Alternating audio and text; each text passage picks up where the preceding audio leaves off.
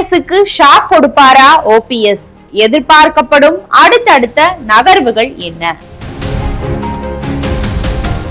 அதிமுகவை ஒருங்கிணைப்பதற்காக தொண்டர்கள் மீட்பு குழுவை நடத்தி கொண்டிருக்கும் ஓபிஎஸ் 24ஆம் தேதி சென்னையில் மாவட்ட செயலாளர்கள் கூட்டத்தை கூட்டியிருக்கிறார். இதில் என்ன புரட்சிகரமான முடிவை எடுக்க போகிறார் என்று தெரியாத நிலையில் அவரது அடுத்த மூவ் குறித்து கலராய் செய்திகள் வெளிவர தொடங்கியிருக்கிறது.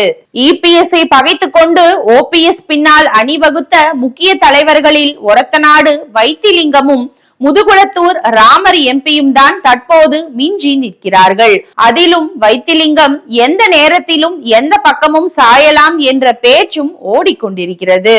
அதே சமயம் யாரை சேர்ந்தாலும் ஓபிஎஸ் தினகரனை கட்சிக்குள் விடவே மாட்டேன் என்று கராராய் நிற்கிறார் எடப்பாடி.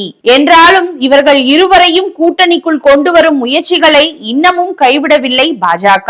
இதனால் இன்னும் காலம் இருக்கிறது என்ற எதிர்பார்ப்பில் இருக்கும் இபிஎஸ் மெதுவாகவே அடி எடுத்து வைக்கிறார். இந்த நிலையில் ஓபிஎஸ் மாவட்ட செயலாளர்கள் கூட்டத்தை கூட்டவிருப்பது குறித்து நம்மிடம் பேசிய மதுரையை சேர்ந்த ஓபிஎஸ் ஆதரவாளர்கள் சிலர் மாவட்ட செயலாளர்கள் கூட்டத்தில் சட்டப்பேரவை தேர்தலுக்கான யுக்திகள் குறித்து பேச இருக்கிறார்கள். எங்களது முதல் நோக்கம் தேர்தலுக்கு முன்பாக அதிமுகவை ஒருங்கிணைப்பது. பழனிசாமி அதற்கு இனியும் தடையாக இருந்தால் தினகரன் செங்கோட்டையனுடன் இணைந்து எங்களுக்கு வாய்ப்புள்ள கூட்டணியில் இடம் பிடித்து பழனிசாமி நிறுத்தும் வேட்பாளர்களை காலி செய்து அவருக்கு நாங்கள் யார் என்பதை புரிய வைப்போம். இதன் மூலம் தேர்தலுக்கு பிறகு அதிமுகவை ஒருங்கிணைப்பது எங்களின் அடுத்த நோக்கமாக இருக்கும்.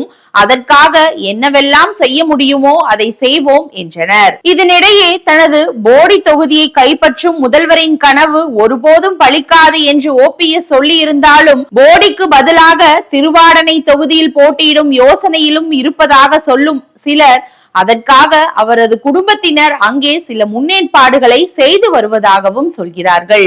எது எப்படி இருந்தாலும் இம்முறையாவது மாவட்ட செயலாளர்கள் கூட்டத்தில் ஓபிஎஸ் அதிரடியாக எதையாவது பேசி இபிஎஸ்க்கு நிஜமாகவே ஷாக் கொடுக்கிறாரா என்று பொறுத்திருந்து பார்க்கலாம்.